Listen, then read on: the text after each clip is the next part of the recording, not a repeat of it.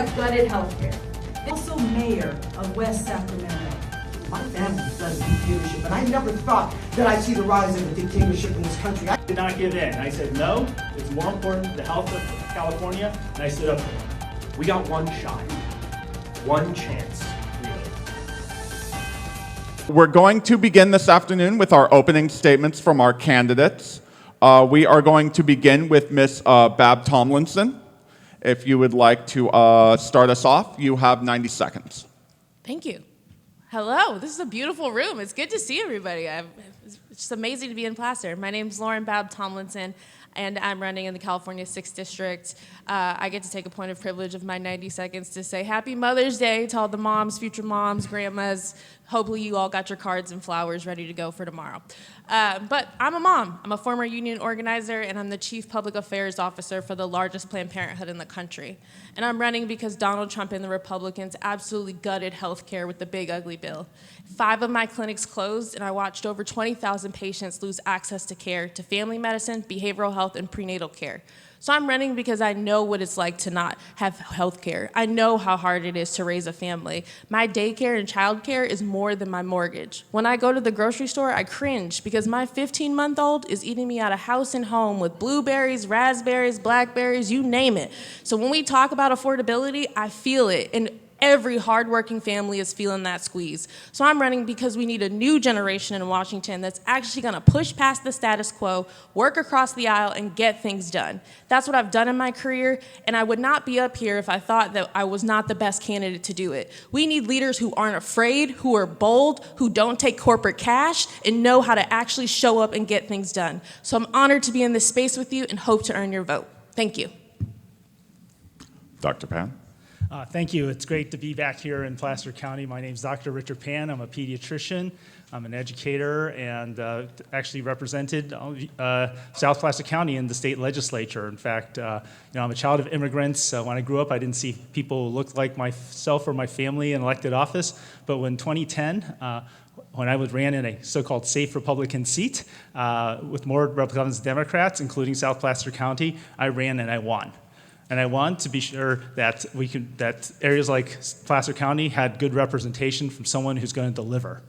You know, this administration has been took away abortion rights, taking away health care, right? They're taking away people's First Amendment rights, and they're upending our democracy. And we need to send someone who is going to deliver, right? Because it's not only about flipping the House this election, it's about keeping the House in subsequent elections and being sure we turn our country back around. And I delivered for you in the state legislature.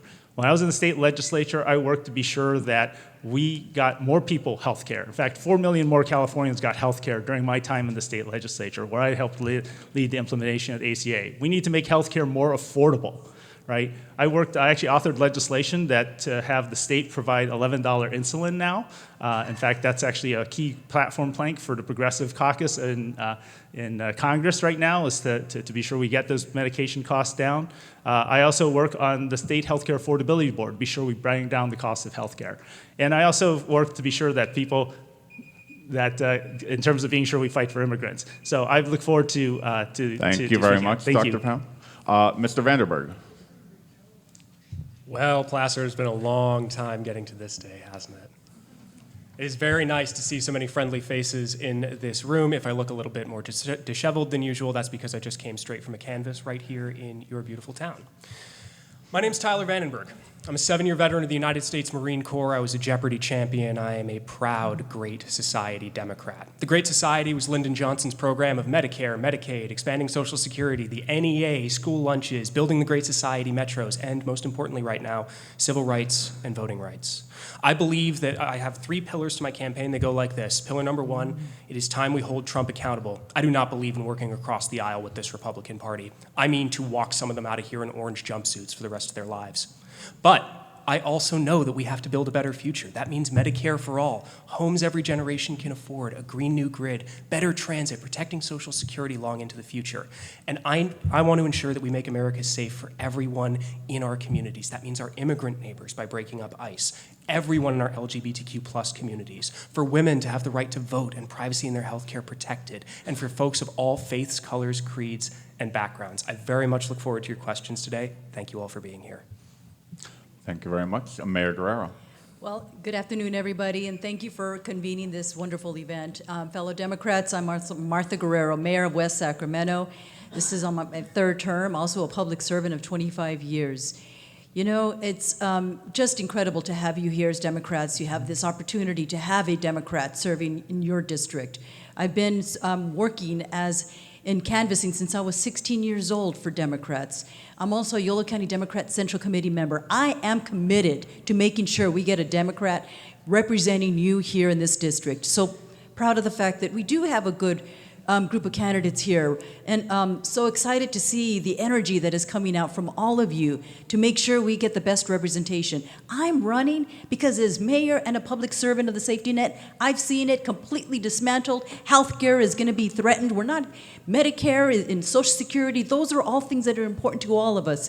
Affordability to make sure that we can survive through this cost of living crisis. So what I'm going to do what I have been doing as mayor, as a public servant. I'm going to fight in Congress to restore those cuts and to make sure that we have our civil rights back, because what is happening here in the Supreme Court and throughout this country is going to be a huge threat to our livelihood, for our children's future, and it's going to take a while to get this restored. So we need a Democrat in Congress who can work quickly. With the experience that I have, I can achieve that. Thank you again for convening this group.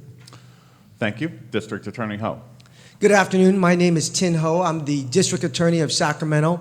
When I was 4 years old, my parents and I escaped Vietnam on a tiny fishing boat. After being adrift at sea for nearly 2 weeks, a merchant ship rescued and brought us to a refugee camp. 6 months later, I came to this country, the land of the free, the home of the brave.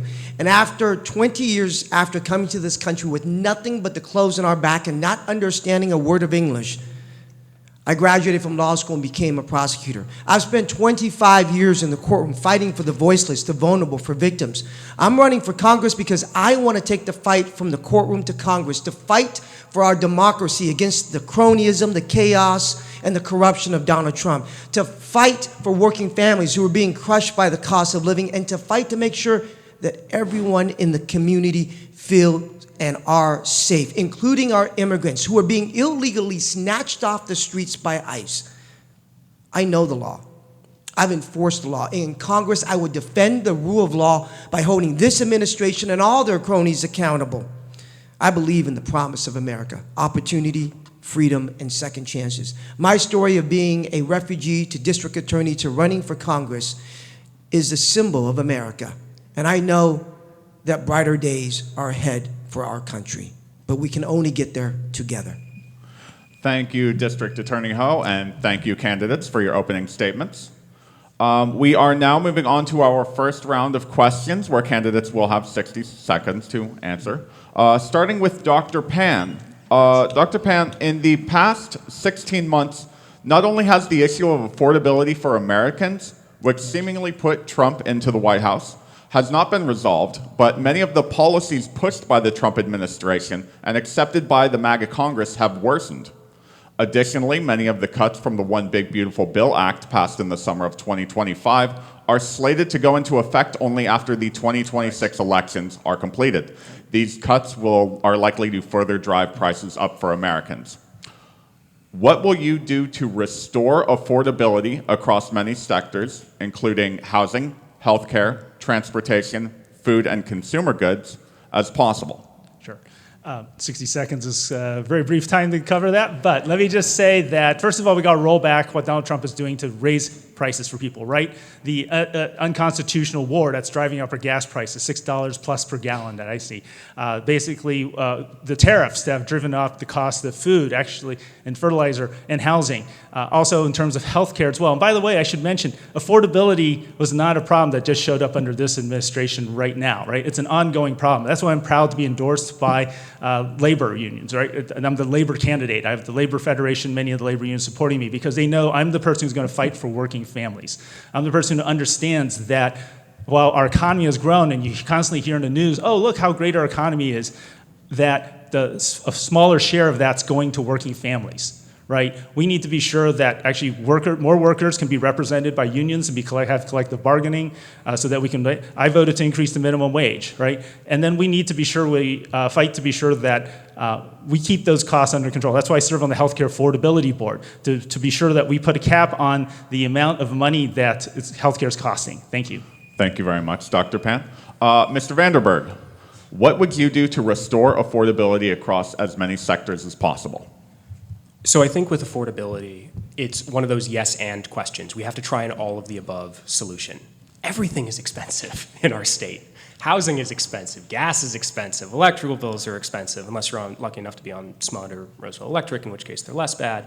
But in many, many cases, affordability is going to require the federal government to be inventive and to move in multiple directions.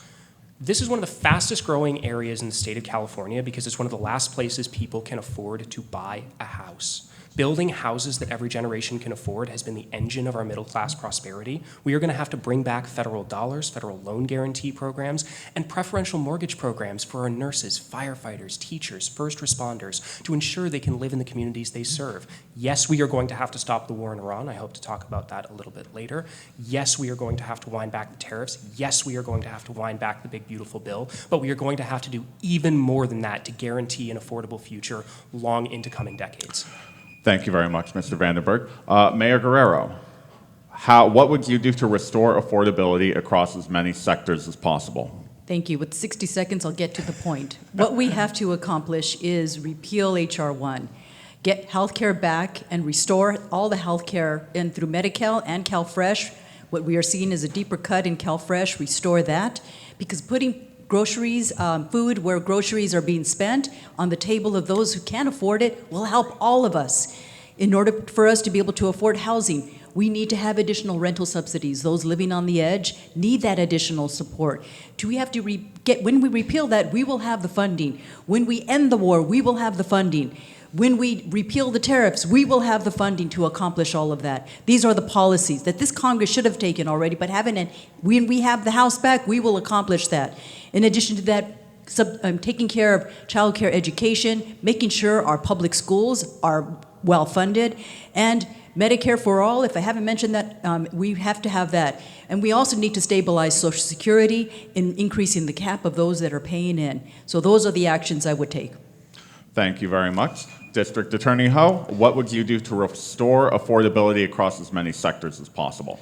You know, I remember coming to this country and my mom would tuck me in at night and then go work the graveyard shift at the local cannery, come home in the morning smelling like the peaches that she canned all night and take me to school. Families are still struggling today because of the policies of Donald Trump. And I won't call it the HR. I won't call it the HR 1 bill. I won't call it the big, beautiful bill. No, it's the big, bad, ugly bill. That's exactly what it is. And Kevin Kiley voted for it. And what we need to do in Congress is to extend the ACA subsidies, to extend tax relief, especially for our young people. So one of the things I would love to do is to make permanent the cost of living tax cuts for single individuals with no dependents up to the cost of living. We need to help our young people. We need to end and fight back against the tariffs because they are a tax on our working families.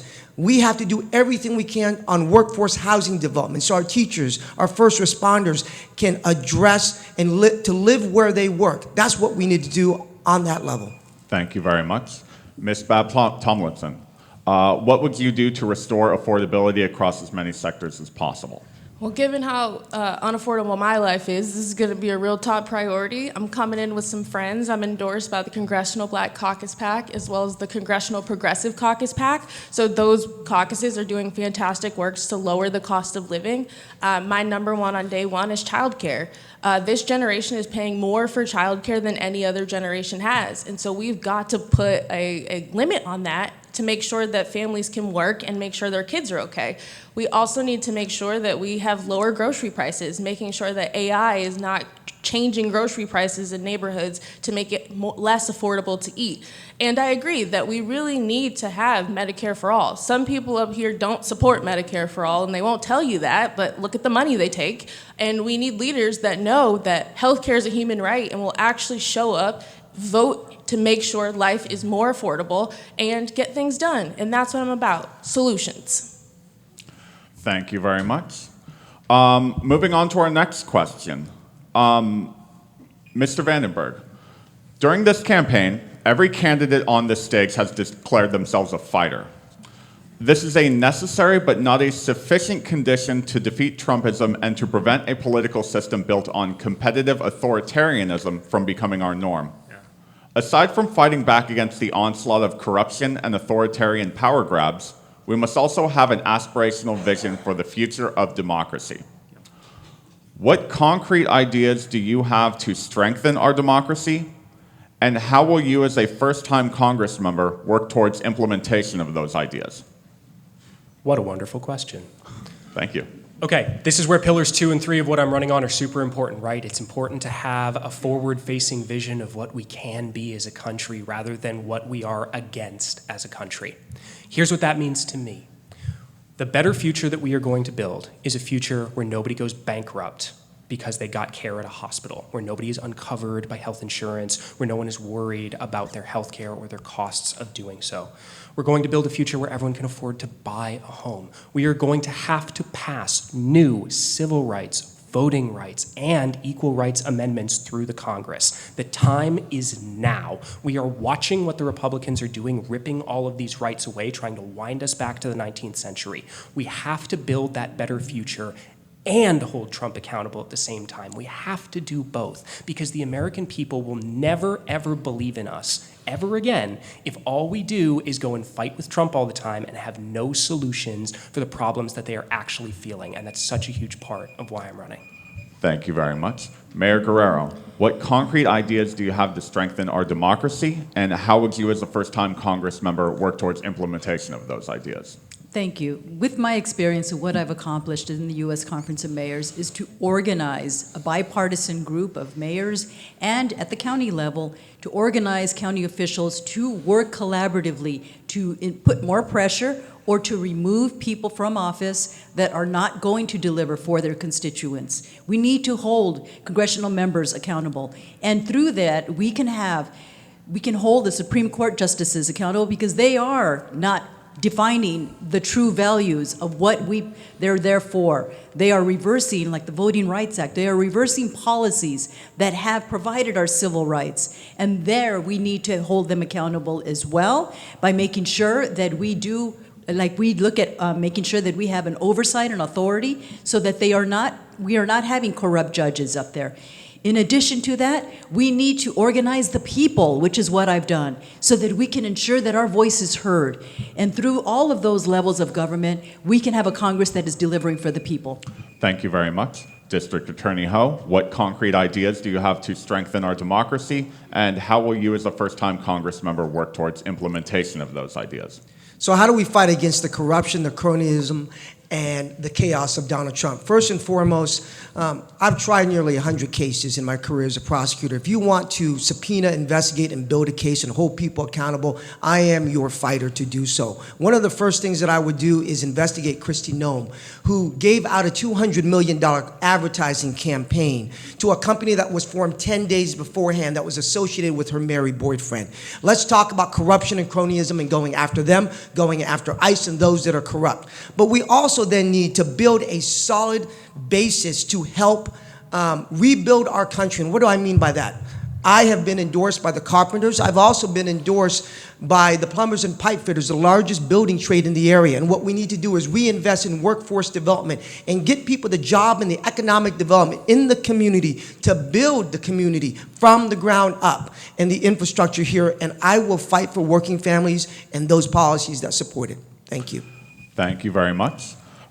Ms. Babb Tomlinson, what concrete ideas do you have to strengthen our democracy, and how would you, as a first-time Congress member, work towards implementation of those ideas? Thank you for talking about democracy in this moment. I was absolutely heartbroken to see the Supreme Court gut the Voting Rights Act last week.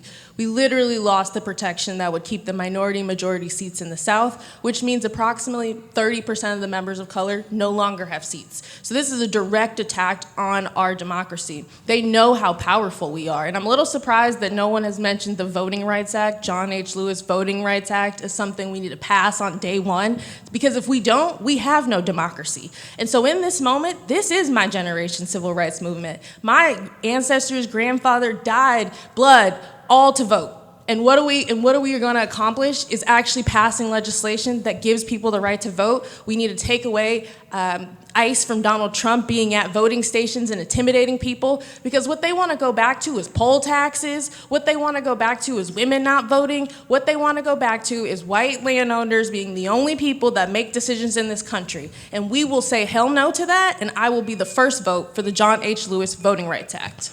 Thank you very much.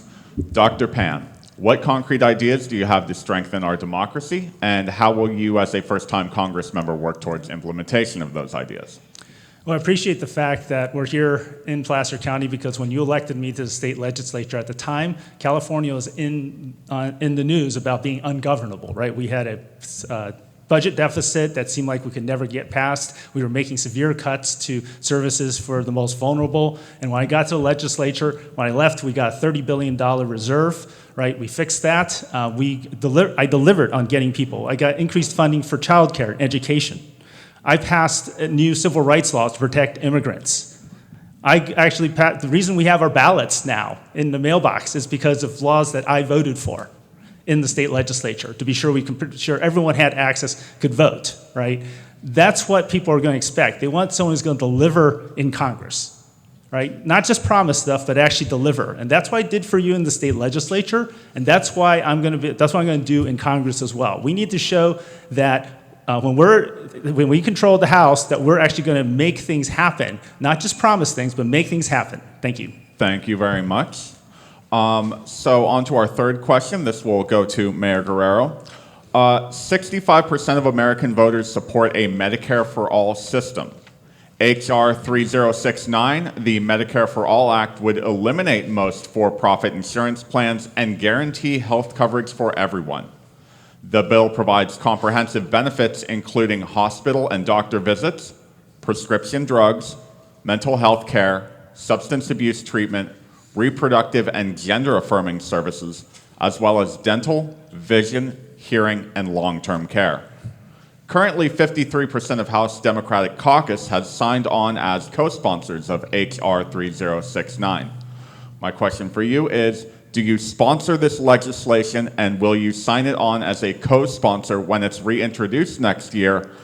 And if you do not support H.R. 3069, explain why and give details to the specific steps you would take and how you would build consensus to solve the current American healthcare crisis. I would be your champion for Medicare for All. That is something I truly believe. As a clinician who has served for older adults, making sure that they had access to their health care, prescription drugs. I've seen the crisis that they were going through and making sure that they were able to even remember that they had a doctor's appointment. So as a clinician, I know firsthand why our older adults need that additional support. In West Sacramento, we had a senior resource fair. There are so many gaps in having conversations with the community and the seniors that were there. They are a big percentage of West Sacramento, and I have made sure that those resources are coming to them. And that's why I would be their champion for making sure that Medicare for All does pass. I will organize and have a caucus with the Congressional Hispanic Caucus, because I have been endorsed by them as well to be supporting this, because we all know how important it is to get health care coverage through Medicare for All. So thank you so much for that excellent question. Thank you. District Attorney Ho, do you support H.R. 3069 legislation, and will you sign on as a co-sponsor when it's reintroduced next year? And if you do not support H.R. 3069, could you explain why? I believe that we need to work on creating a pathway where every single person has universal health care and coverage in this country that is affordable and that works for them. You know, I have a friend named Lisa. Her mother works at a local nail salon. At the end of the day, her fingers are frozen. Her mother's fingers are frozen by arthritis, and yet she can't get the treatment that she needs. We need to, in the short term, restore the ACA subsidies. In the short and medium term, really expand and restore Medicaid and Medicare. In the long term, working to make sure that every single person in this country has access to medical care. Ms. Babb Tomlinson, do you support this legislation, and will you sign on as a co-sponsor when it's reintroduced next year? And if you do not support H.R. 3069, could you explain why? Yes, I support it full-heartedly, which is why I'm endorsed by the Congressional Progressive Caucus PAC. I think it's critical that people don't have to make decisions between having their heart medication or a roof over their head, and it's a no-brainer. Everyone in this country should have a medical card from the time they're born to the time they die without thinking about what it's going to cost. So we need to get there and do the work and not, take money from big pharma or take money from the insurance industry that some people on this stage may or may not do. And so who knows if they would put patients over profits, but I know that I'm going to go in and fight for health care for those that need it. Thank you very much. Dr. Pan, do you support this legislation, and will you sign on as a co-sponsor when it is reintroduced next year? And if you do not support H.R. 3069, could you explain why?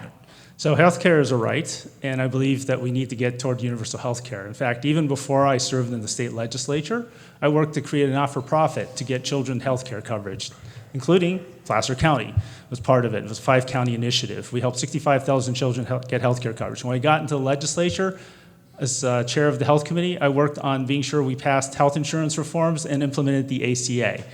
Right? And then as we implemented the ACA, we knew that people could not afford health insurance through Covered California, and we provided state subsidies before the federal government passed the Inflation Reduction Act, which were the tax credits. Unfortunately, the Republicans have now refused to extend to be sure people can afford health care. That's how I worked to get 4 million more Californians health care coverage. I'm very proud of the record that I've gotten more people health care coverage than I think anyone else here on the stage. That's the results that we want to see delivered. So I'm certainly open to looking at co-sponsoring this bill, but I'm going to be pragmatic and say I'm going to do what I can to be sure more people get health care coverage. Thank you. Thank you very much. Mr. Vandenberg, do you support this legislation, and will you sign on as a co-sponsor when it's reintroduced next year? And if you do not support H.R. 3069, could you explain why? So yes and yes, day one. As a grassroots-funded candidate, I get to say what I actually believe, which is kind of nice. Look, the Big Beautiful Bill Act has some effects in this area that Kevin's not going to tell you about, and even the media is a little bit slow to talk about. Public Citizen published a report 2 weeks ago saying that one of the 441 hospitals likely to close across the country because of the Big Beautiful Bill Act is the UC Davis Health Center in Sacramento, the only Tier 1 trauma center and pediatric trauma center between Oakland and Salt Lake City. There is no going back to our old healthcare system, folks. There's no restoring the ACA. There's no rescuing the three-legged stool and subsidies of Obamacare. It's not coming back. The free fall is here. The end of American healthcare as we know it is happening before our eyes, and it will continue to happen so long as we don't implement a system where the government covers everybody and ensures everyone has adequate care. That's what I believe. Thank you very much. On to our next question. The Trump administration is currently seeking a record $1.5 trillion defense budget while refusing to provide Congress with the annual cost, with the actual cost of the current operations in Iran. Projections estimate up to $1 billion is being spent per day on active operations.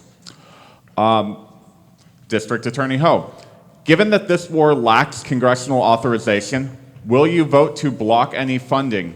And how will you work to end this war so we can focus on local investments?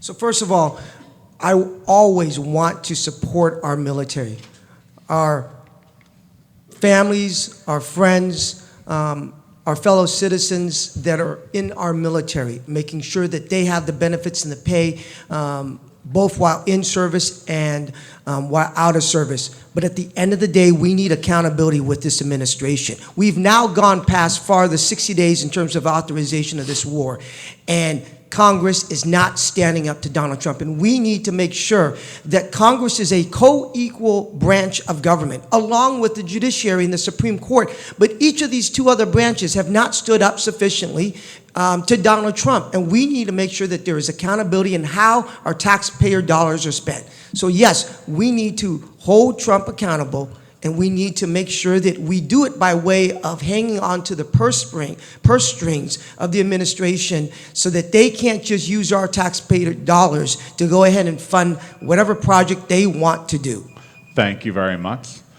Ms. Babb Tomlinson, will you vote to block any funding for the war in Iran? And how will you work to end this war so that we can focus on local investments?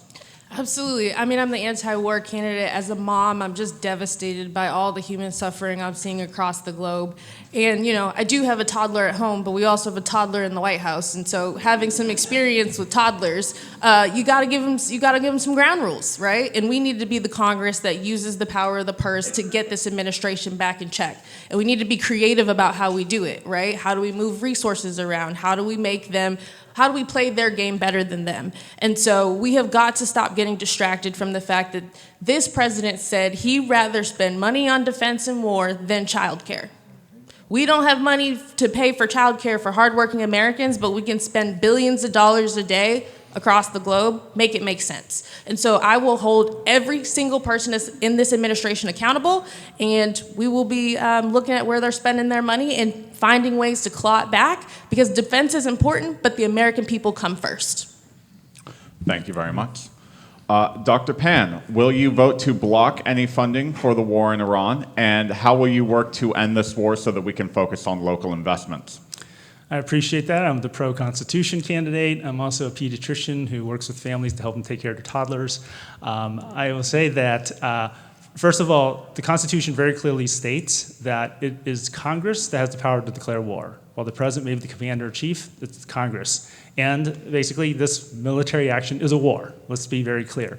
And so I would demand that Congress hold the president accountable. We should be using every method we have to basically end this war because he has not had congressional authorization, and that includes limiting, actually stopping the funding for the war. We definitely want to be sure we continue to support our service members, but that doesn't mean that they have to be overseas fighting an illegal, unconstitutional war. At the same time, we need to hold the president accountable for the fact that, and Republicans accountable for the fact that they're so willing to spend so much money on a war while they're not willing to be sure that American families aren't struggling paycheck to paycheck. Thank you. Thank you very much. Mr. Vandenberg, will you vote to block any funding to the war in Iran? And how will you work to end this war so that we can focus on local investments? Yeah, so as a guy who wore the uniform for 7 years, many of my friends are in harm's way right now, so this is pretty personal to me. Congress has the power to end this war anytime it likes, and one of the people I hold accountable for the war continuing is Mr. Kiley.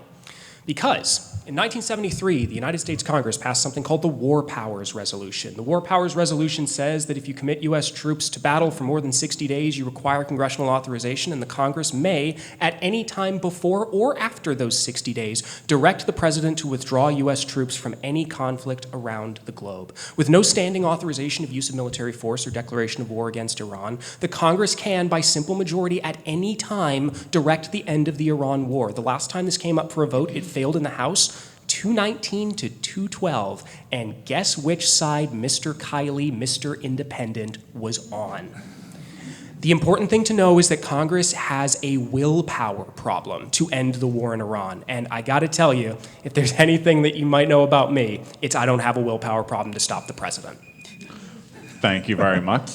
Mayor Guerrero, will you vote to block any funding to the war in Iran, and how will you work to end this war so that we can focus on local investments?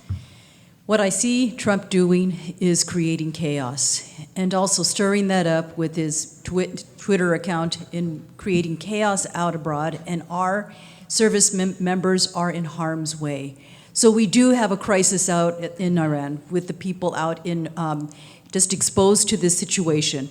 Protecting our service members, bringing them back home, not funding the Iran war, calling on the War Powers Resolution so that Congress does take action, because as you heard, the Congress can take action, and the Republicans are following along in what Trump is doing with this war.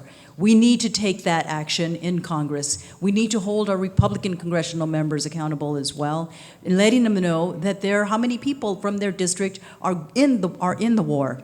And so what we need to do is stop this war and bring back some level of sanity from what is happening out in Iran, so that we can also reduce the gas prices, because that's going to take a while for that to occur, because this chaos is happening here at home. Thank you. Thank you very much. We're moving now to our individual candidate questions, where we've prepared questions specific to your experiences and platform. You'll have 60 seconds to answer these questions. Let's get started with Ms. Babb Tomlinson. This is going to be about reproductive rights. Yay. Perfect. Ms. Babb Tomlinson, as a leader at Planned Parenthood, your commitment to reproductive rights is clear. However, if elected to a Congress that is hostile to these rights, how specifically will you move beyond rhetoric to prevent a national abortion ban? Will you commit to voting against any federal budget that includes provisions restricting abortion access or gender-affirming care, even if it risks a government shutdown? Okay, so I'm gonna have a technical question because, and I don't want this to go towards my time, because technically the Hyde Amendment is always in there. And so like the Hyde Amendment prevents federal dollars from being used in abortions. And so like, that's different than what we're talking about. So yes, I would make sure that Planned Parenthood is fully funded, full stop. Yes, I would make sure that transgender folks have the rights and privileges they need to get the medication that's medically relevant to them. Now, I work in the state of Nevada with a lot of libertarians and a lot of Republicans. Guess what? They have reproductive parts too. And so we have to be able to work across the aisle with all kinds of folks to get this done. And that's what I've done. I've actually got millions of dollars out of the state of Nevada with a Republican governor by making some concessions to call it Planned Parenthood the prohibited entity under H.R. 1 and not Planned Parenthood. So you're looking at someone that knows how to be strategic, creative, and will do everything possible to make sure that people have their reproductive freedom and rights protected. I also think our ways in doing that is making sure we support Medicare for all. Dr. Pan doesn't support Medicare for all. He takes money from insurance, so that's what we're up against. Thank you very much. Dr. Pan, if you would like to rebuke that, you have 30 seconds. So I appreciate that my good friend here has decided to actually throw accusations that are not supported by facts. My financial report is public like every other candidate's. So I urge you to please take a look at that and see who is supporting me. And I would just say is that also I've been very clear. I support health care as a right. I support universal health coverage. In fact, I've gotten more people health care coverage than anyone else here on this stage, and I stand by that record. Thank you. Thank you very much. I wanted to ask a quick clarifying question to Ms. Babb Tomlinson. So it's clear from your record that you're able to work across the aisle, but to specify on the question, if it risks a government shutdown, would you still pursue abortion access and gender-affirming care? Yes, I think we have to we have to be judicious about our rights. And quite frankly, when the Democrats didn't shut down the government when the big ugly bill went into effect was a mistake. And that's why over 20,000 patients lost access to care. Americans can't afford to lose anymore. Thank you very much. Dr. Pan. Yes. Will you, oh, sorry, you have a specific question. After yet another tragic mass shooting that occurred in Louisiana, you accurately asserted on Blue Sky that guns are the leading cause of death of children in the United States. As a doctor and pediatrician, how would you propose we prevent gun violence in the United States?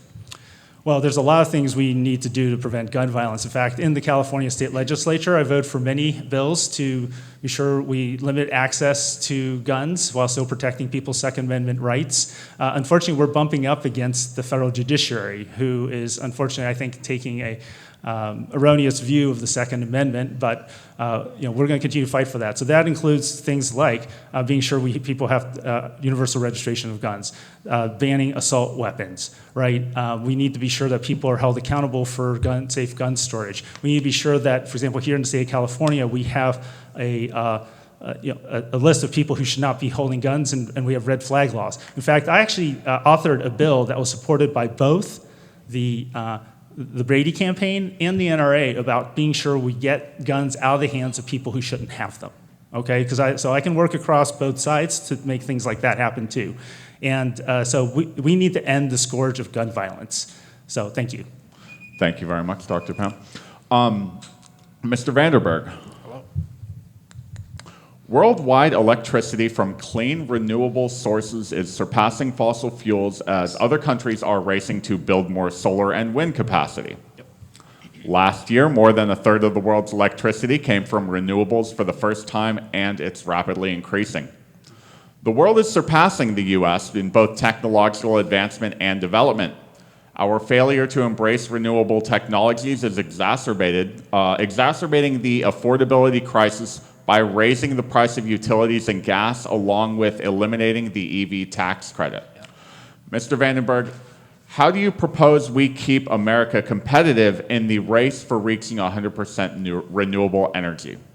Boy, how do I talk about industrial policy without boring everybody to death? Okay, very simply, I believe in a green new grid because solar power is now the cheapest form of energy in human history. It's cheaper than nuclear, it's cheaper than oil, it's cheaper than wind, it's cheaper than everything else, and it's getting cheaper all the time, largely because the Chinese are building so much of it. The United States of America is going backwards. We are hanging on to antiquated fossil fuel infrastructure because the Republican Party thinks it's sissy or wimpy to install renewables. The simple fact of the matter is it will be completely uncompetitive to build anything in the United States of America if we miss this boat. It's like the deindustrialization, the final deindustrialization of the whole country. Bringing your power bills down, building an America where people can have air conditioning in the increasingly bad heat waves caused by climate change, ensuring that people can actually afford the bills that they get. That has to come from the federal government investing credibly in green energy everywhere to a degree we haven't seen in decades. Thank you very much. Mayor Guerrero, you've discussed increasing the supply of affordable housing. As the federal government moves to place limits on housing assistance and eliminate community development block grants, our local housing crisis is only accelerating. Do you support the creation of a federal social housing program where the government directly funds and builds permanent mixed-income housing? I do support that. In West Sacramento, we have built the most affordable housing, and it is blended in throughout the city. It is blended in also because we are meeting our regional housing needs assessment.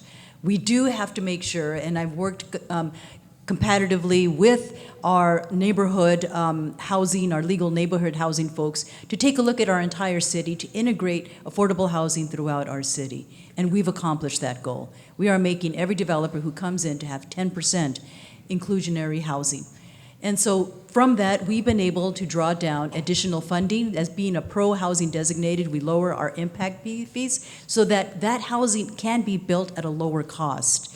And as a result of that, we've been able to get more funding from the federal and local sources. We do need to make sure we restore the community development block grant, make sure we have project choice housing vouchers, more of those, and rental subsidies in order to achieve further goals. Thank you very much. And District Attorney Ho, you have mentioned that you want to create an enforceable code of ethics for the Supreme Court. What does that look like? And do you support expanding the Supreme Court and/or instituting term limits on Supreme Court justices? Why or why not? What we are seeing in this country is that our courts and our judges are aiding a better tyrant in the White House, pure and simple. And as somebody who has enforced the law, somebody who knows the law, I am disgusted by what is happening in our judiciary. So how do we fix it? How do we deal it? I'll tell you how. First of all, there's been ideas on expanding the courts, but if we do it now, when we take back control of the government, what will happen is when the Republicans get back in control, they'll expand the courts again. Same thing with term limits. Once we set term limits, what will happen then is, what happens if the term limit happens to end when there's a Republican there in Congress? they'll go ahead and have the chance to go ahead and put their cronies in there. So we need an enforceable rule of conduct. There is no enforceable rule of conduct right now for the Supreme Court. If we did it, we'd be able to impeach Clarence Thomas and Samuel Alioto for taking money from MAGA donors. And that's what we do when we hold an oversight committee hearing in the judiciary to shed a light on it and hold them accountable. And I will do that because I know how. Thank you very much. We are moving now to our lightning round. During this, yeah, it's a fun one.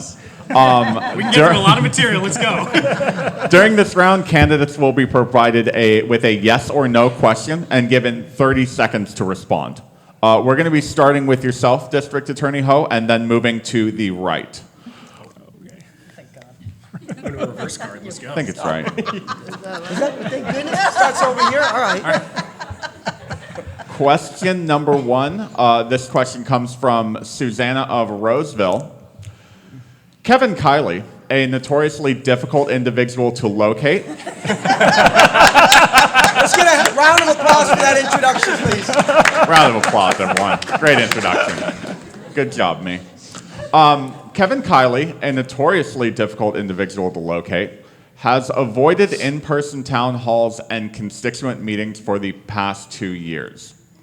Yes or no, if elected, will you commit to an in-person town hall at least quarterly?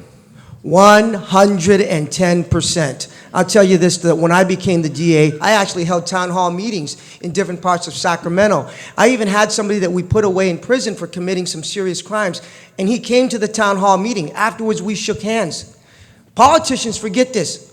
We work for you. You're our bosses. That means we need to sit down, listen, and have that conversation, whether we agree or disagree. And I guarantee you and I promise you, we will hold a town hall meeting when I'm elected to Congress. Thank you. Thank you very much. Mayor Guerrero, yes or no, if elected, will you commit to an in-person town hall at least quarterly?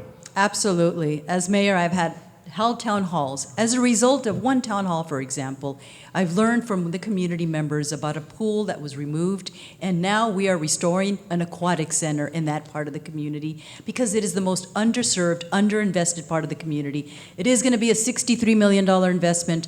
Understandably, that is a high cost, but it's a high cost, worth it to the people. And that's what I'm going to bring to the people. I'm going to listen and take back what they need and deliver for them.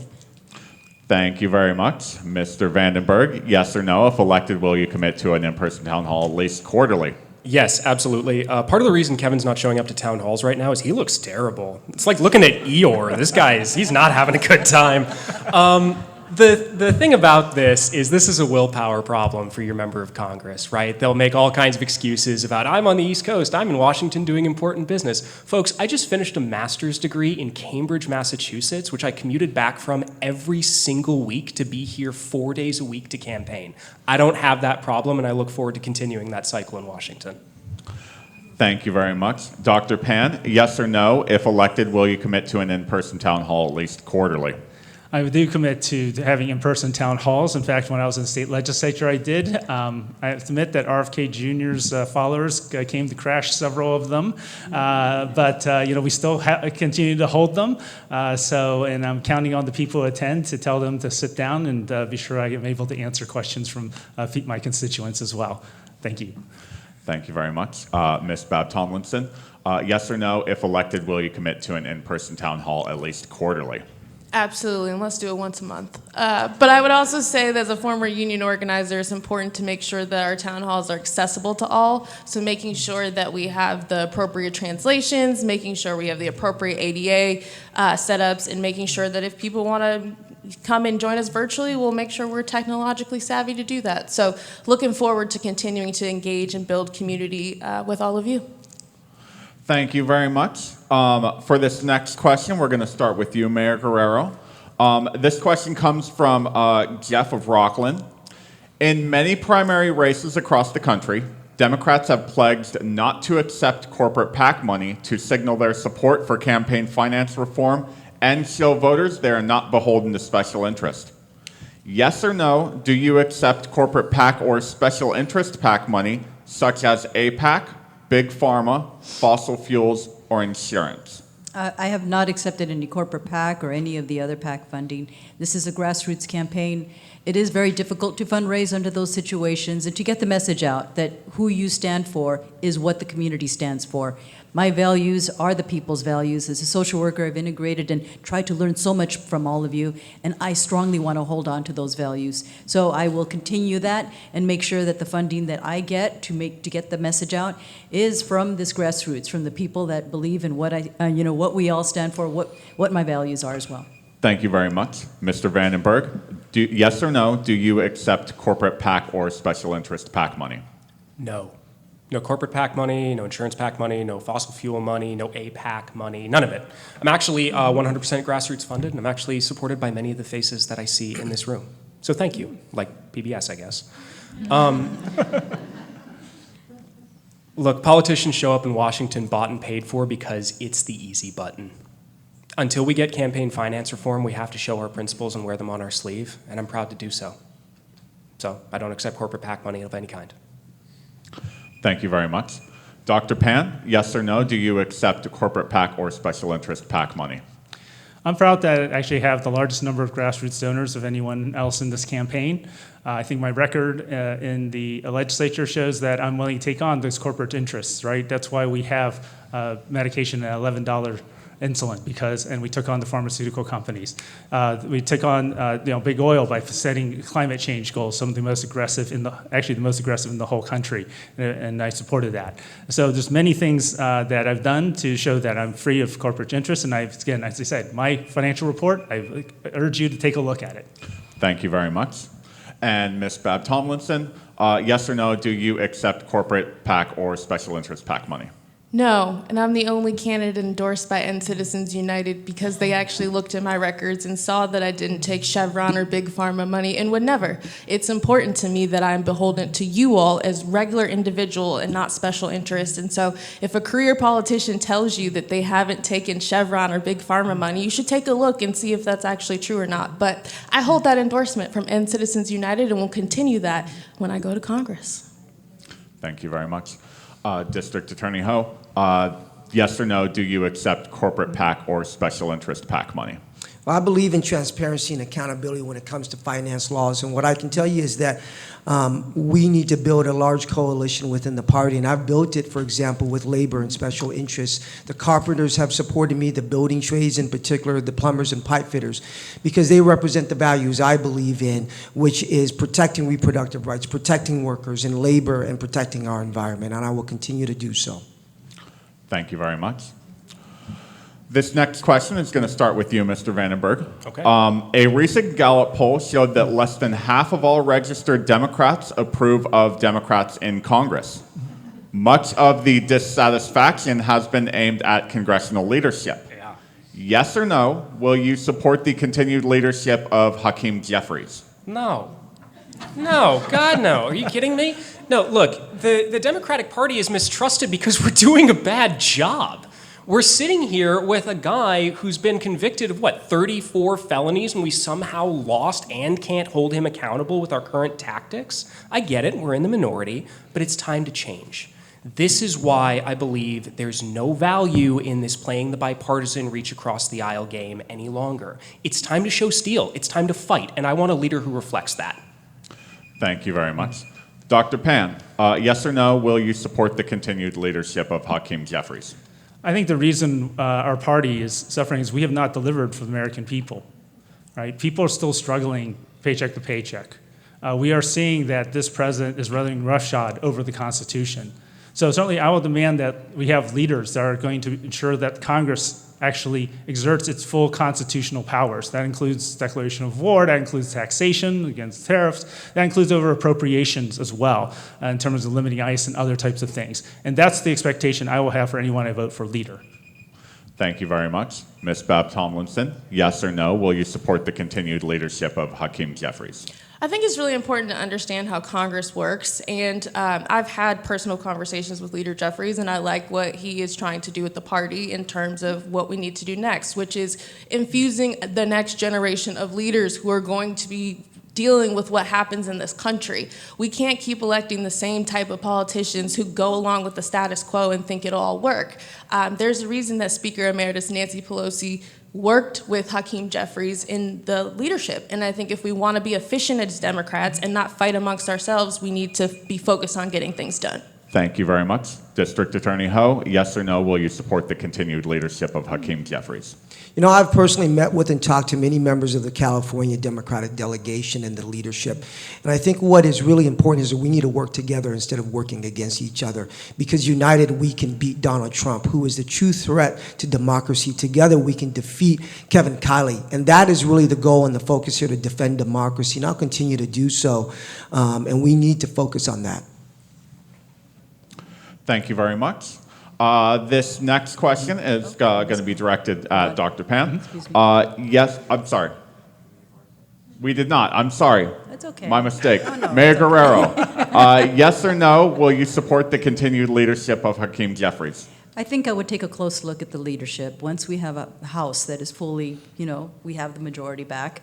And I think we need to evaluate where we've come and where we want to go at this point with leadership.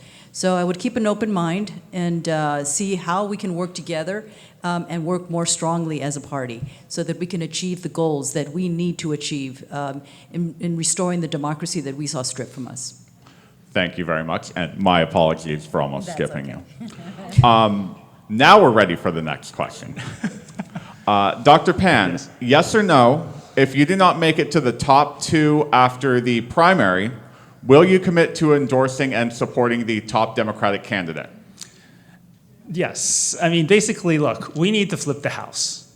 And we need to unify around our candidate to flip the House. This Republican House, even they've described themselves as comatose.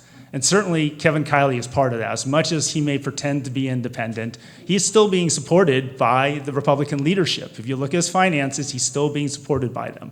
So we need to be sure that we have good representation for this district and for all of you. Thank you.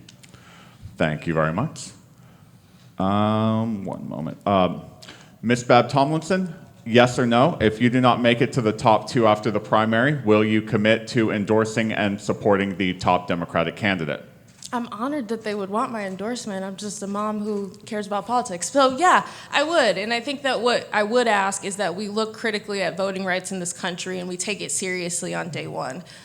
Democracy is not a joke, and so I would like to make sure that the person I'm supporting is going to really focus on making sure that everyone has an opportunity to vote in this country. Thank you very much. District Attorney Ho, yes or no, if you do not make it to the top 2 after the primary, will you commit to endorsing and supporting the top Democratic candidate? Not only will I endorse that candidate, but I'll go around and knock on doors and canvass for them as well, because at the end of the day, we need to take back District 6 in 2026. We need to defeat Kevin Kiley.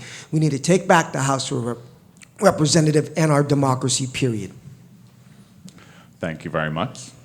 Mayor Guerrero, yes or no, if you do not make it to the top 2 after the primary, will you commit to endorsing and supporting the top candidate? Yes, and I just hope Kiley does not make it in the top 2 so that we have a choice of the best Democrat.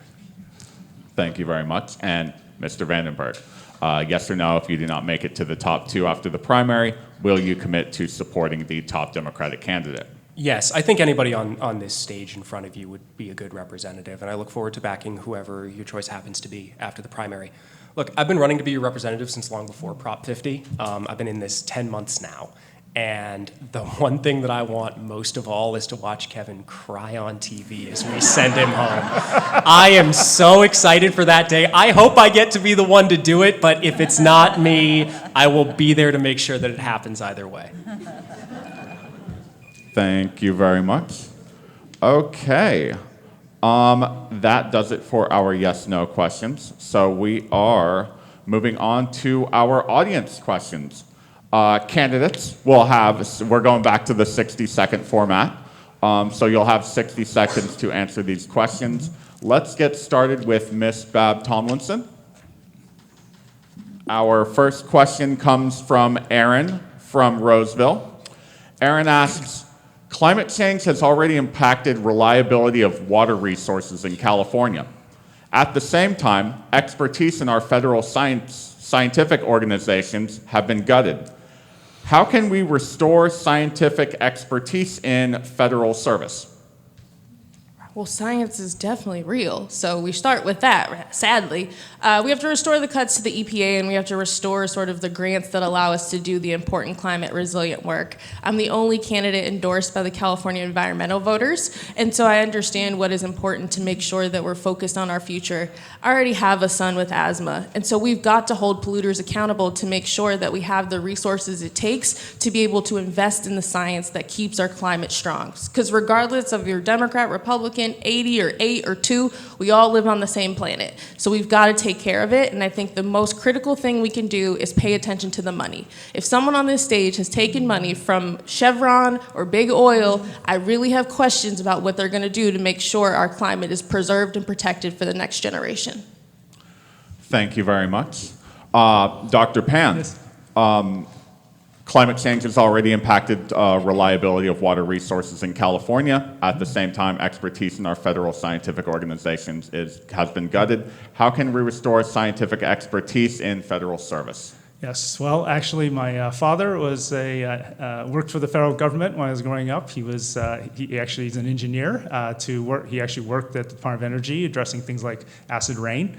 I know how important scientists are in government, right? Because science is true whether you believe it or not, and science should be not a matter of politics. And that's why it's so important that we actually restore the scientists who are in the civil service, who should be protected against this administration, because this administration's been trying to get rid of scientists. They've been trying to eliminate scientists because they don't want the American people to know the truth. In fact, I've spent my entire career standing up for science, both in the state legislature. I'm going to do that in Congress. We need to be sure that the American people have had access to federal science. I know that unfortunately, for example, we know that leaders in this administration have tried to hide information from federal scientists, right? Data on whether it's vaccines, the environment, other types of things, or simply fire and get rid of those scientists. And we have to stop that. Thank you very much. Mr. Vandenberg, how can we restore scientific expertise in federal service? Yeah, so there's an old Mark Twain quote about California: whiskey's for drinking, water's for fighting over. The important thing is we live in a really dry state, and climate change is going to affect us here earlier than almost everybody else. It wasn't supposed to be 90 degrees in April, was it? But here we are. The fact of the matter is that we are going to have to do a lot to reinvest in federal science. So the National Science Foundation, NIH, we're going to have to rebuild even organizations that aren't scientific first, like USAID, right, to prevent pandemics around the globe and make sure people don't starve to death or that AIDS doesn't spread. But the important thing here, too, is that the Trump administration got away with firing all those people illegally against civil service protection law because there haven't been consequences. That is where we have to start with a lot of this stuff. If we are ever going to have scientists and civil servants trust us again, we need to put some of these people in jail for what they did with Doge, and that has to be the starting point of any rebuilding effort. Thank you very much. Mayor Guerrero, how can we restore scientific expertise in federal service? Well, thank you so much. As a climate mayor and also three-time going to the COPs, I've been sent as on behalf in the mayors, and I've been like one of 30 mayors in the convening of the parties to make sure on an international level we protect from climate change. I strongly believe what is happening is is going to get worse, and the projections show that this earth is going to get extremely hot and depleting all the water resources. It is a crisis at this point. And so seeing how recently NSF, the National Science Foundation, has been eliminated, I've been working with the scientists to try to find a way on an international level to continue to have scientists go to college and be interested and working to see how they can get funded so that we can preserve the scientists that are here in our country to get restored and to do exactly what Tyler said, to hold Trump and Doge accountable for the firing of everybody illegally. So that's how I would find a way to maintain it at this point and restore it. Thank you very much. District Attorney Ho, how can we restore scientific expertise in federal service? So I run an office of about 200 lawyers, and I can tell you that my office has personally prosecuted and gone after corporations that have leaked petroleum into our groundwater and other corporations that have dumped chemicals into our sewer system. So we prosecute polluters, and I will continue to make sure we go after those corporate polluters in Congress. But in regards to how do we protect our scientists, you know, we talked about going after DOGE. We talked about the civil service protection, but here's what we frankly need to do. We need to pass actual legislation that has enforcement mechanisms within there so that we ensure that our officials that work for the different departments, whether it's the Department of Education, whether it's other departments there, and our scientists are protected from random firing and release by this administration. So we actually need to have laws with real teeth and consequences so we can then go after these individuals. Thank you very much. This next question is going to be about artificial intelligence. We're going to start with you, Dr. Pan. AI is rapidly reshaping the workforce and has the potential to displace millions of middle-class jobs across many sectors, with over 500,000 cuts in the tech sector just in 2026 alone. What federal frameworks will you propose to ensure that the wealth generated by AI benefits the American worker rather than Silicon Valley executives? What protections would you propose for creators whose art and works have been used non-consensually to train generative AI systems? And the main part of this question, the umbrella term, what regulations or limitations would you propose to protect communities and the environment from the damage caused by massive data centers? Yeah. Well, the federal government needs to rapidly actually work to put constraints on the damage that might be caused by AI while still ensuring that we can benefit from the promises that AI brings. But that includes, by the way, the environmental impact of those data centers, right? As they consume more energy and water, and especially with this administration limiting green energy, we just know that's going to make our climate situation worse, right? We need to be sure, for example, right now, the most common major for college students graduating is computer science, except all those entry-level jobs for coding are going away, right? We need to be sure what we figure out how we transition people to be able to benefit from the AI revolution, not just lose their job. And that's not just computer science graduates. You know, we're talking about, if we talk about autonomous cars and trucks and so forth, we need to have a plan in place. And then the other thing, of course, is I'm really concerned about, you said IP protection is really important, right? AI should not just freely scrape the hard labor of people who, from that, but also to be sure that we need to limit the harms that it's causing to people like deep fakes and other types of things. And apologize, 30 minutes too short to cover I gave you that. a little extra time because there's like 3 questions in there. Okay. Mr. Vandenberg. Yep. I'll just go with the last one. What regulations or limitations would you propose to protect communities and the environment from damage caused by massive data centers? Okay, look, AI is a great example of how politicians are always about 6 to 12 months behind the actual moment that we're in. I am worried about the abuses of AI. I am worried about things like deepfake pornography. I am worried about things like loss of IP protections. I am worried about the loss of workforce protections. You know what else I'm worried about? AI is a bubble. It is 10 times the size of the dot-com bubble by valuation. And there is no production facility that is going to save the companies that have overinvested. It's coming. If your politicians are not telling you not just about what they're going to do about AI to protect your job, but what they're going to do when all of Silicon Valley takes a massive punch in the jaw when this goes bust, probably in the next couple of years by some estimates, they're not doing an honest day's work to tell you what the state of reality in this field actually is. AI is a ticking time bomb. As your representative, we need to start getting ready for what happens when it goes off. Thank you very much. Mayor Guerrero, what regulations or limitations would you propose to protect communities and the environment from the damages caused by massive data centers? Well, this is an excellent question in that mayors are in the front line when we established data centers at the local level. So that's who we hold accountable. And as a result, what we've established is the mayor's AI playbook. We've provided together in January, we've sent out a guidebook to help mayors with guidance. So when a data center comes and approaches, they don't roughshod the city with any false promises. They have these guardrails to make sure that all the resources that city, whether it be water or electricity, the people are protected first, and it doesn't all get drained to go to a data center.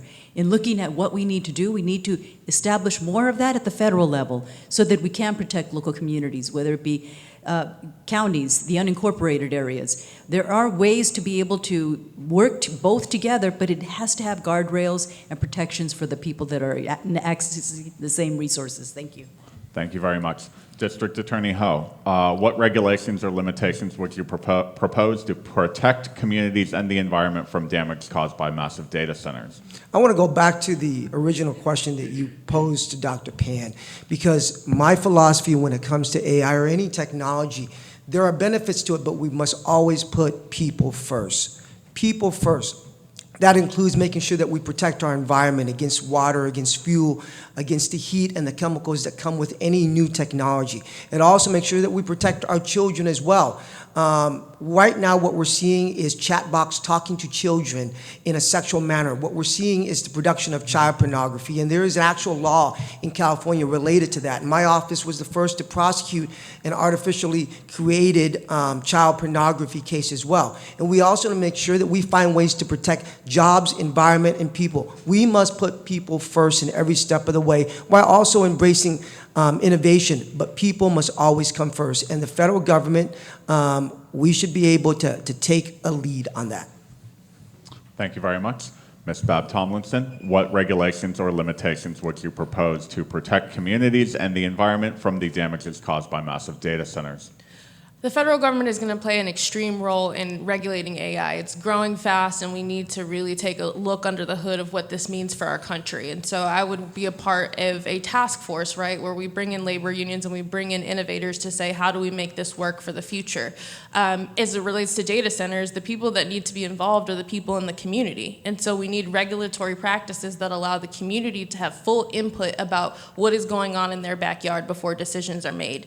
And I think the most egregious thing that I'm going in on day one is about our kids. I'm terrified of what kids are going to grow up in this world with AI. It's a great tool, but how do we make sure it doesn't do harm for our kids? And those are the conversations we need to have right now. We've done it before. The internet was new and shiny, and we found a way to make it work in a way that it helps advance careers, but also we need to really strongly be aggressive about the future we want, and that includes the buy-in of the community when we make those decisions. Thank you very much. Our next question is going to start with you, Mr. Vandenberg. Awesome. We need to reconstruct the Supreme Court, DOJ, and the FBI. Let's go. All right. What specific plans do you have to reconstruct these agencies so that they work for the people and not just for one man? Okay, so look, the Supreme Court is going to need to be brought to heel. Congress has the power by the Constitution to regulate, to change, to modify the size of the Supreme Court, and to change any of its operating rules whenever it likes. The Supreme Court doesn't want you to know that, but we absolutely do. When this country was founded, there were 3 justices on the Supreme Court. Then there were 5, 7, 9. At one time, there were 10, weirdly enough. But the funny thing is, Sam Alito, who accepted foreign titles of nobility, Clarence Thomas, who's taking money from mega billionaires, all of these, I mean, Brett Kavanaugh's just wretched in his own way, but that's a different problem. All of these people need to be brought to heel by us actually imposing our willpower on them. Congress needs to expand the Supreme Court. It needs to impose term limits. It needs to put an ethics code in, and then we need to start impeaching justices. We'll stop when you guys agree to play by the rules of the Constitution. This right-wing judicial project from the Federalist Society stops now, and I look forward to making them break to our will. Thank you very much. Mayor Guerrero, how do you plan to reconstruct these agencies so that they work for the people and not just for one man? I entirely agree. We need reforms, not just the Supreme Court, Department of Justice, as you see all the illegal activities that are happening there, and the FBI is becoming questionable as we now see them siphoned off into the Department of Homeland Security to become ICE agents. That's what I've been hearing. So we need to hold everybody accountable by audits and reforms and withholding funding until we get the information. When we didn't find out what happened with the Epstein files until started leaking out, we now know that there is not trust within either system. We see that there is a lack of transparency. So looking at reforms, making sure that we have audits and oversight to have the hearings to ensure that the Supreme Court justices are being held accountable. If we also need to have term limits, so as a congressional representative, I will push very hard to have that or to expand the number of Supreme Court justices as well. We need to do what we can to restore justice in all areas. Thank you very much. District Attorney Ho, what specific plans do you have to reconstruct these agencies so that they work for the people and not just one man? How do you hold people accountable, especially those in the federal level? You need to have what I call the power to investigate, the power to impeach, and the power to fund. Those three elements. First, we need to investigate people like Pam Bondi, who during the Epstein hearings wouldn't even look at the victims in the courtroom. I put away more Jeffrey Epsteins in prison than anybody in Congress. And it was a shame what happened with Pam Bondi and Donald Trump because she was protecting him. His name shows up 5,000 times in the Epstein files. Right? So we need to impeach, investigate, and withhold funding. And on the Supreme Court, we need to impeach Clarence Thomas and Sam Alioto and the rest of them for their code of ethics violation. But if we go ahead and have term limits, and that term limit happens to end during a Republican administration, we're going to be back in the same situation we were before. And as it relates to these other agencies, we need to investigate, we need to impeach, and we need to withhold funding. Thank you very much. Ms. Babb Tomlinson. What specific plans do you have to reconstruct agencies like the Supreme Court, DOJ, and the FBI so that they work for the people and not just for one man?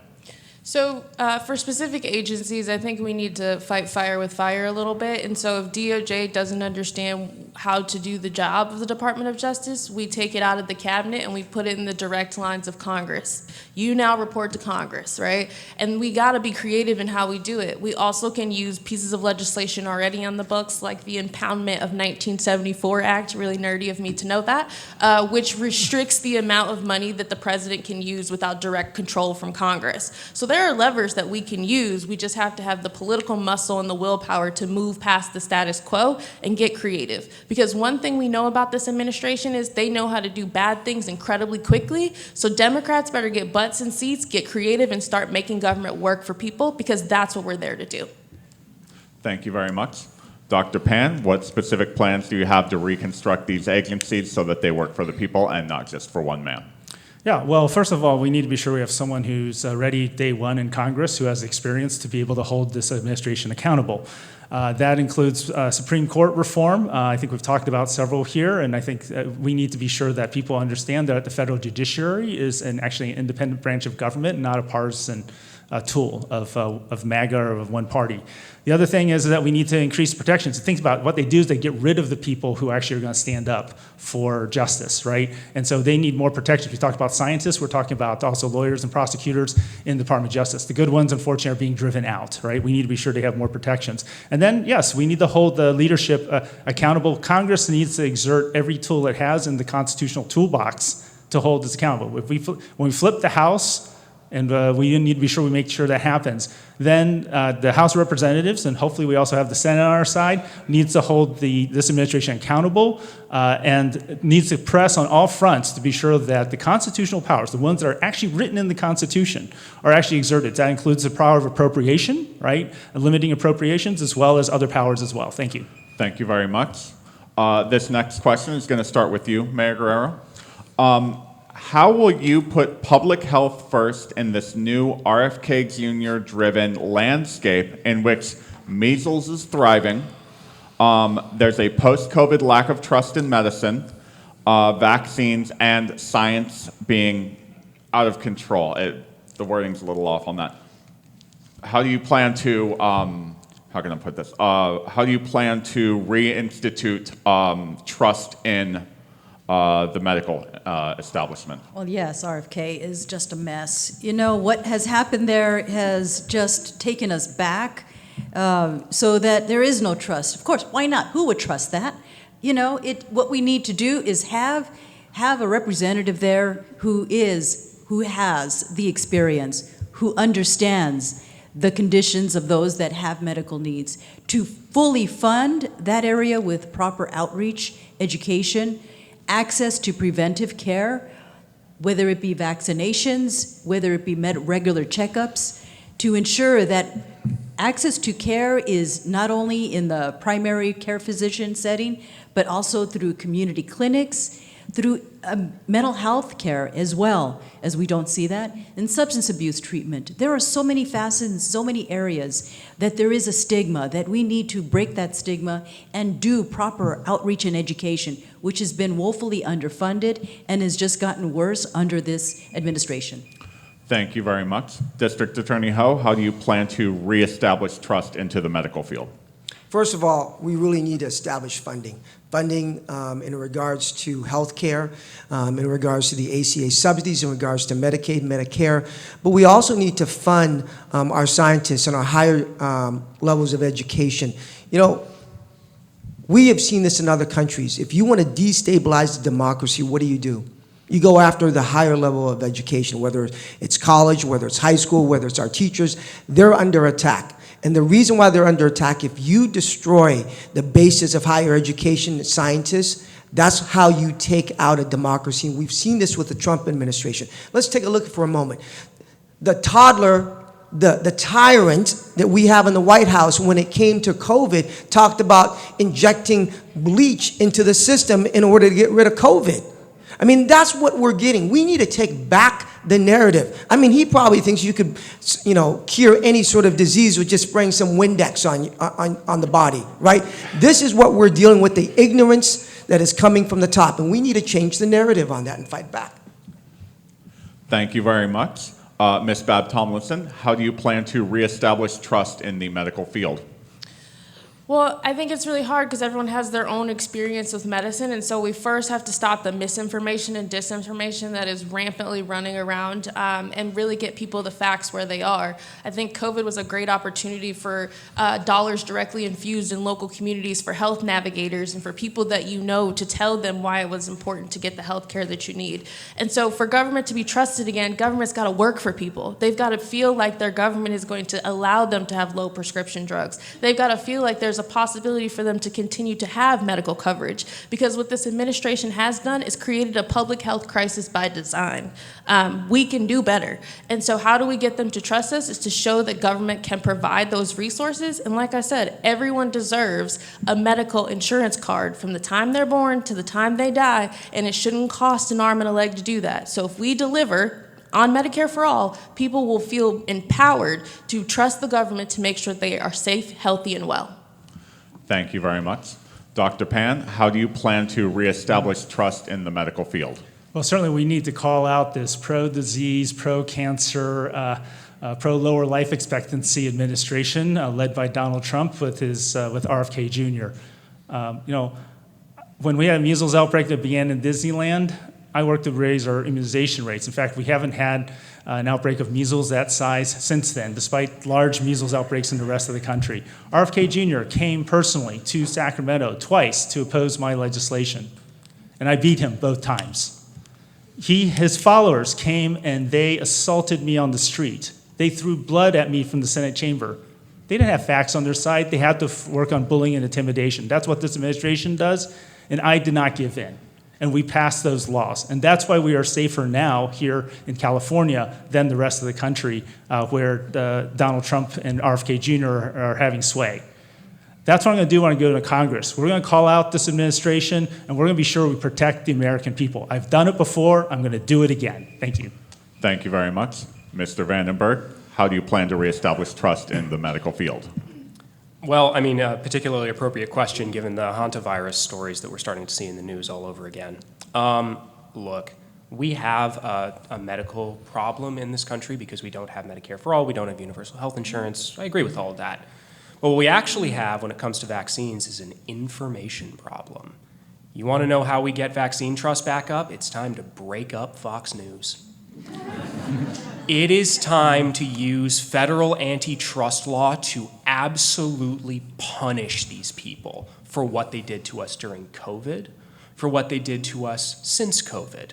I am sure that if you live in Placer County, I promise most of you in this room have had some sort of conversation that was a little uncomfortable about vaccines at some point or another, right? That's an information issue. That's the TV in your house blaring at you every single day not to trust the Democrats to put silver in your arm or something. That's a problem of Fox, and that requires federal action to stop. Thank you very much. We've got one more question before we move on to you guys' closing statements. So this last question, we're going to start with you, District Attorney Ho. What is your stand on protecting the rights of the LGBTQ plus community, especially the rights of trans people, and keeping California a sanctuary state? We need to make sure that we protect the LGBTQ community, especially the trans community. What we are seeing here from the administration is a constant attack and a use of that in order to divide us. We saw the attacks that the Trump administration used against Kamala Harris. We'll continue to see it used again. We need to bring people together and protect people. You know, one of the things that really drew my family to this country is what I call the promise of America: opportunity, freedom, and second chances. But there was an inclusiveness about this country, right, that welcomed immigrants. And we really haven't talked about immigrants much here today, but I can tell you that, you know, I'm the only immigrant and refugee running in this race. And when I think back to the beauty of this country and why my family and so many other families come to this country, it's about the inclusiveness and protecting the most vulnerable among us. And I've spent 25 years doing that. And what I see this administration doing is tearing it apart. But we need to protect everyone. Thank you very much. Ms. Babb Tomlinson, what is your stand on protecting the rights of the LGBTQ community, especially the rights of trans people, and keeping California as a sanctuary state? Absolutely. It is a deep core value of mine as the Chief Public Affairs Officer for the largest Planned Parenthood in the country. I've spent my career fighting for the LGBTQ community, helped pass marriage equality here, Prop 3, and also helped with an initiative in the state of Nevada. And so what we need to know is that adults bullying children is wrong. That's just the bottom line. And so we need to make sure that we are protecting our LGBTQ youth in schools. This whole outing policy to parents is causing significant mental health crisis for our LGBTQ youth. And so we need to make sure that they feel heard, seen, safe, and respected. And that's what I've done in my career, and that's what it will take to Washington. And I will back down from no bully, because I'm gonna tell you, Mama Bear, don't play. Thank you very much. Dr. Pan, what is your stance on protecting the rights of the LGBTQ plus community, especially the rights of trans people, and keeping California as a sanctuary state? Yeah, I'm firmly in strong support of LGBTQ rights, and including the trans community. When I first ran for the state assembly, which included South Placer County, I ran in what was a safe Republican seat.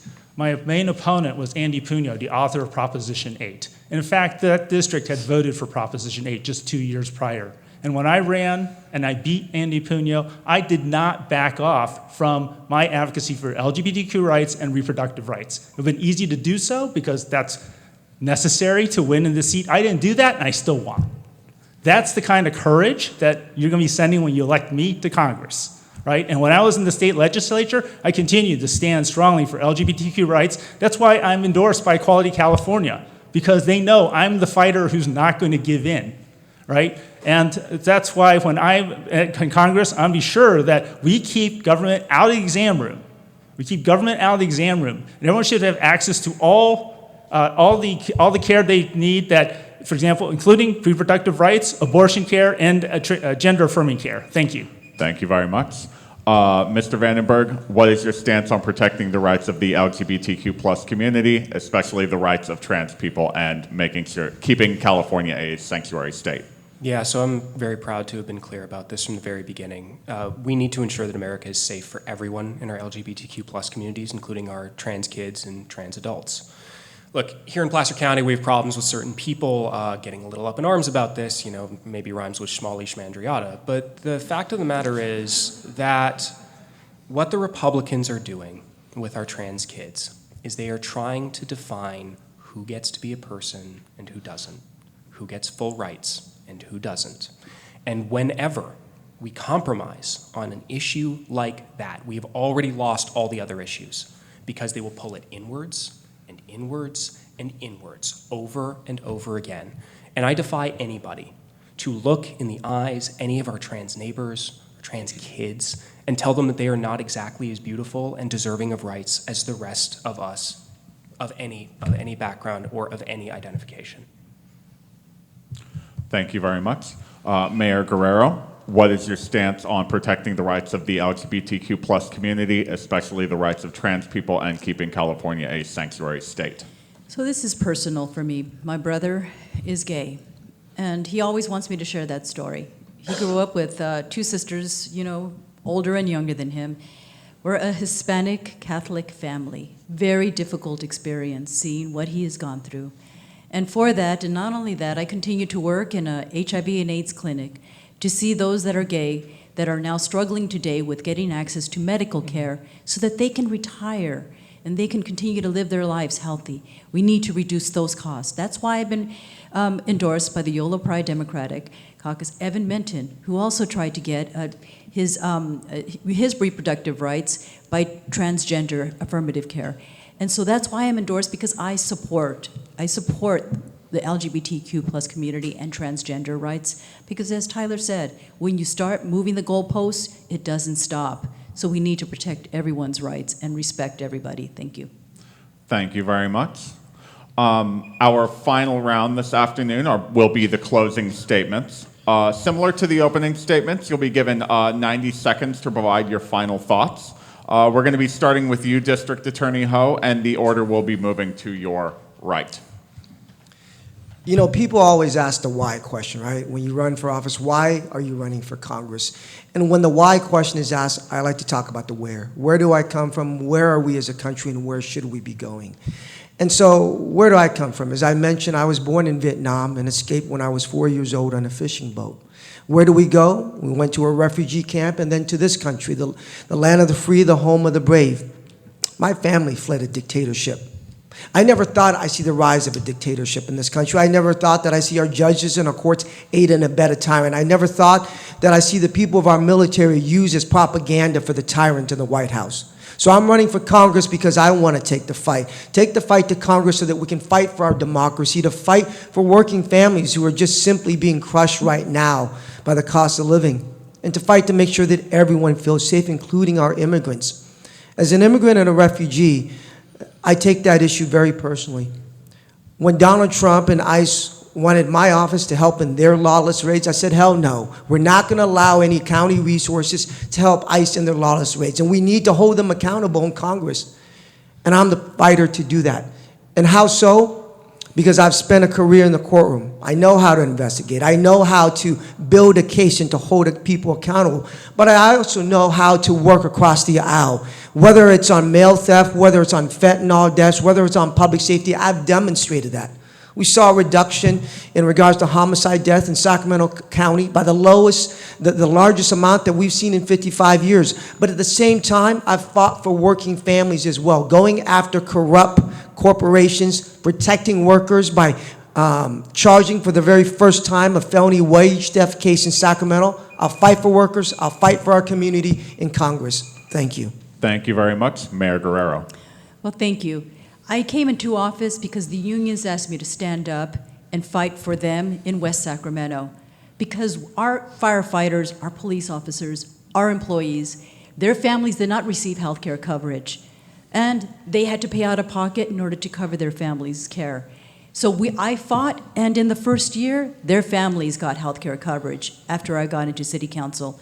So over and over again, I have been continuing to get reelected because I stand up for my community, and I will do that and stand up for this community. We have a cost of living crisis that is escalating. Everything is getting worse. We have a war that is out of control. We have a MAGA Republican Congress that has rolled back our civil rights and our protections.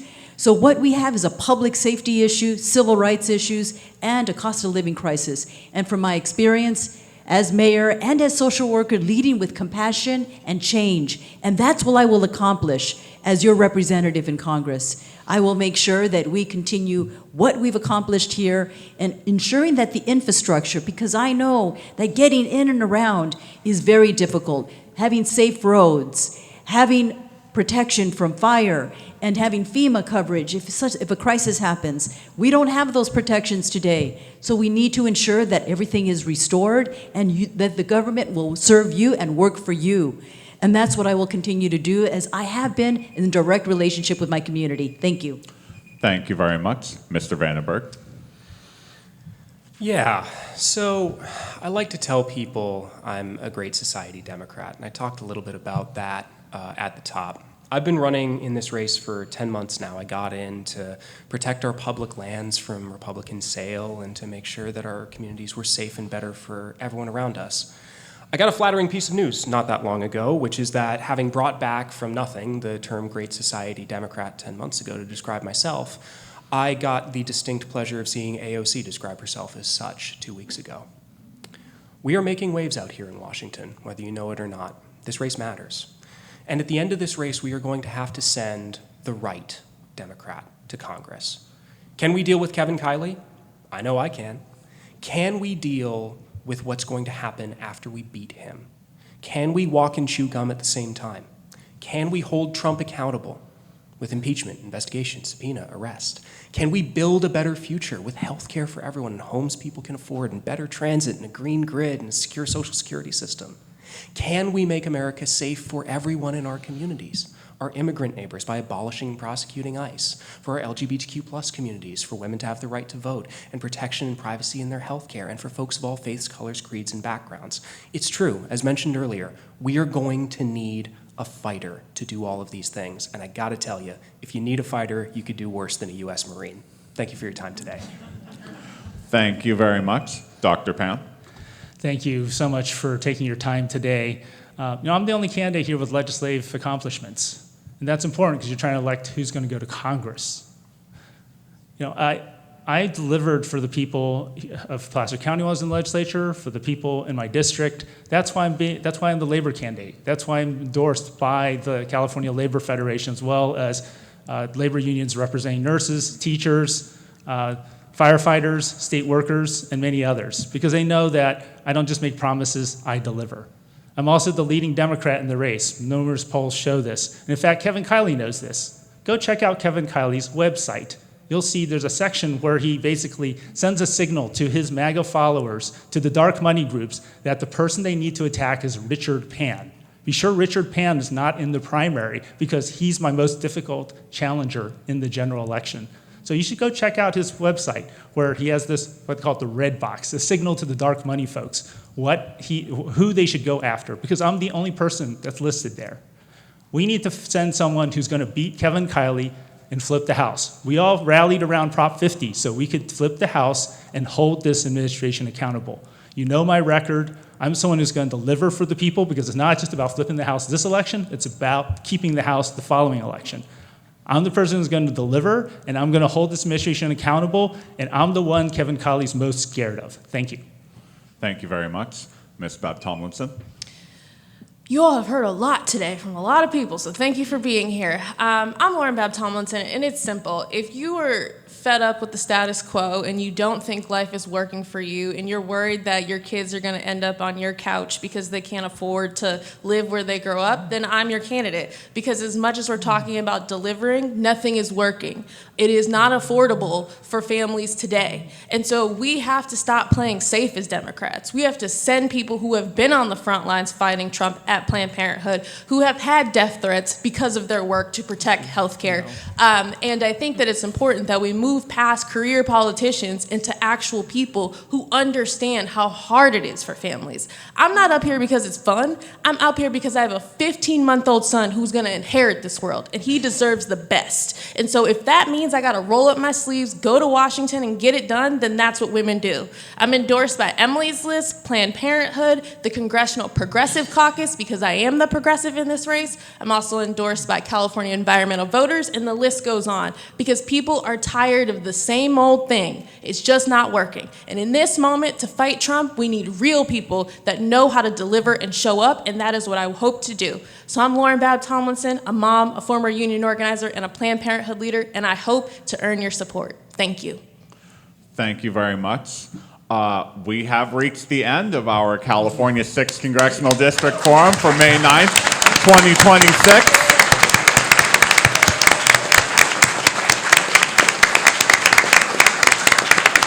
We would like to thank our candidates. We would like to thank our candidates for coming out to provide us some perspective to voters this afternoon. You've already gave them a round of applause, so we're good on that. If you wanted to do another one, that's perfectly fine too.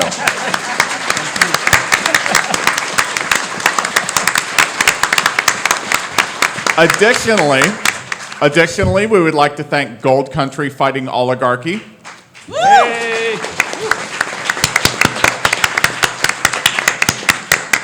Placer Action Network,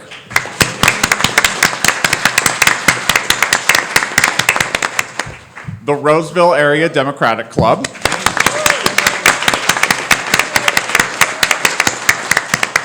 and the Placer County Democratic Party for organizing and supporting this event.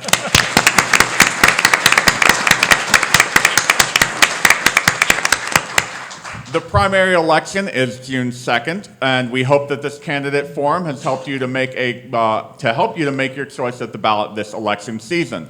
My name is Will Forseth, and thank you for watching. Great job, Will. Thank you. Thank you.